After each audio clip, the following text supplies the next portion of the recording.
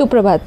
এখন আমি এই মুহূর্তে যেই শহরটার দাঁড়িয়ে আছি এটা হলো গৌহাটি।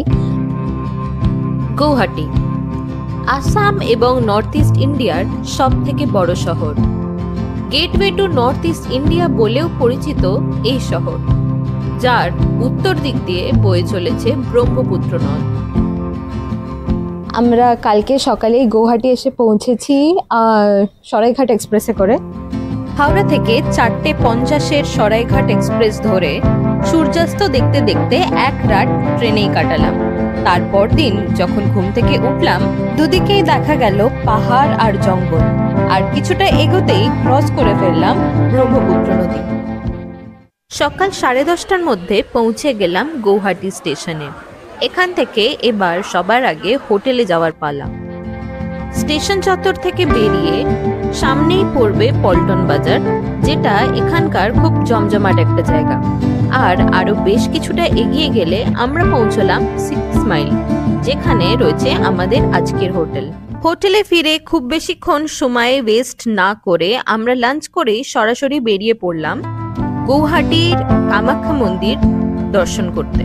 এদিকে গৌহাটি বা নর্থ ইস্টের যে কোনো জায়গায় সন্ধে খুব তাড়াতাড়ি হয়, তাই বিকেল 4টে বাজতে না বাজতেই রোদ পড়ে গেল। আর আমরা যখন নীলাচল পাহাড়ে গিয়ে পৌঁছলাম, তখন চারদিকে গৌহাটি শহরটা ছোট ছোট তারার মতো টিমটিম করছে। আর কিছু দূর এগিয়েই সামনে একটা গেট দেখে বুঝলাম এবার হয়তো পৌঁছে গেছি, তাই সরাসরি চলে গেলাম মন্দিরের ভেতর।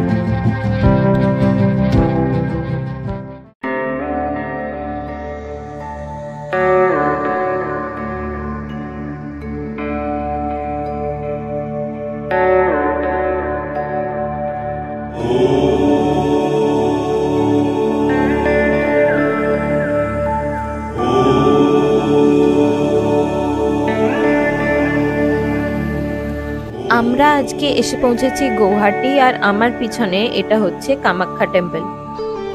এখানে এত তাড়াতাড়ি সন্ধে হয়ে যায় যে এখন শুধুমাত্র 5টা বাজে, স্টিল অন্ধকার হয়ে গেছে আমরা আস্তে আস্তে। সামনে দেখা যাচ্ছে কামাখ্যা দেবীর মন্দির। মা কামাখ্যা নমস্তুভ্যং শৈলসুতা কামেশ্বরী, হরপ্রিয় নমস্তুভ্যং নমস্তুভ্যং দয়ানিধে, ভুবনেশ্বরী ভবতারিণী মঙ্গল মোক্ষ প্রদায়িনী, কামনা সিদ্ধ কামেশ্বরী শক্তি শৈল সমন্বিতা। এই কামাখ্যা দেবীর মন্দির হচ্ছে যে 51টা শক্তিপীঠ আছে, তার মধ্যে একটা। আর গৌহাটি নাম বলতেই প্রথমেই এই কামাখ্যা মন্দিরের কথাই মনে পড়ে। এখানে নীলাচল পর্বত বলে একটা ছোট্ট পাহাড় আছে, যার মাথায় এই মন্দিরটা সিচুয়েটেড। এখনই এখানে বাজে বিকেল 5টা, আর দেখতেই পাচ্ছেন যে চারদিকটা কত অন্ধকার, কারণ এই অরুণাচল আর আসাম, এই নর্থ ইস্টের পার্টটা এতই বেশি ডান দিকে। ভারতের ম্যাপ দেখলে বুঝতে পারবেন যে এখানে খুব তাড়াতাড়ি সন্ধে হয়। আর এখন হলো নভেম্বর মাস, তাই জন্য শীতকাল আসছে বলে আরো বেশি তাড়াতাড়ি সন্ধে হচ্ছে। তো এই মুহূর্তে এখানে মন্দিরের ভেতরে প্রবেশ বন্ধ হয়ে গেছে, আর প্রচুর লম্বা লাইন হয়, তাই চেষ্টা করবেন আগে আগে আসার, কারণ অনেক লাইন দিতে হয়। কিন্তু ভেতরে ক্যামেরা অ্যালাউড নয়, তাই জন্য আপনাদের এটা দেখাতে পাচ্ছি না। তো এই মন্দিরটা অ্যাকচুয়ালি দর্শন করার জন্য এটা সকাল 5টায় খোলে আর বিকেল 5টায় বন্ধ হয়ে যায়। এছাড়া মন্দিরের বাইরে প্রচুর দোকানপাট রয়েছে, যেখানে আপনারা পুজো দেওয়ার সব রকম সামগ্রী পেয়ে যাবেন। লোকের মুখে শুনলাম যে এখানে পুজো দিতে বেশ অনেকক্ষণ সময় লাগে, তাই হাতে সময় নিয়ে আসতে হবে। কোনো সময় 4-5 ঘন্টাও লাইনে দাঁড়িয়ে থাকতে হয়।